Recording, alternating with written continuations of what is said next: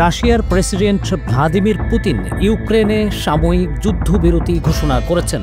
মাত্র ৩ দিনের জন্য যুদ্ধ বন্ধ রাখবে রাশিয়া। দুদেশের মধ্যে যুদ্ধবিরতির জন্য মার্কিন প্রেসিডেন্ট ডোনাল্ড ট্রাম্প যে প্রচেষ্টা চালিয়ে যাচ্ছিলেন, পুতিনের ঘোষণাকে তার সফলতা বলে ধরাই যায়।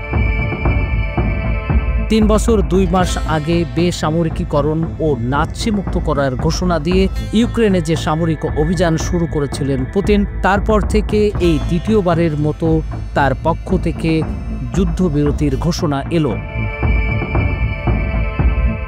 ২০২২ সালের ২৪ ফেব্রুয়ারি ইউক্রেনে আগ্রাসন শুরু করে রাশিয়া।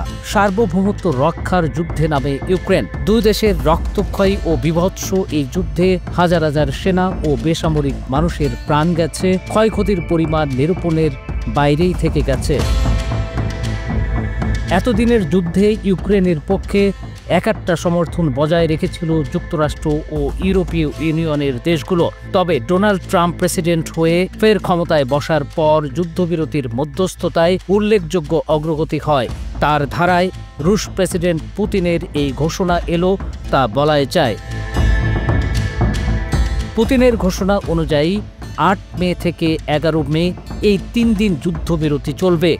এক টেলিগ্রাম বার্তায় পুতিনের পক্ষে এই ঘোষণা দিয়েছে ক্রেমলিন। অবশ্য যুদ্ধবিরতির বিষয়ে ইউক্রেনের প্রতিক্রিয়া এখনও জানা যায়নি। কী শর্তে ইউক্রেন এই যুদ্ধবিরতি মানবে তা স্পষ্ট হয়নি। এর আগে ইস্টার সানডে উপলক্ষে মাত্র ৩০ ঘন্টার জন্য যুদ্ধবিরতির কথা বলেছিল রাশিয়া, যদিও উভয় দেশ তা লঙ্ঘন করে হামলায় লিপ্ত হয়।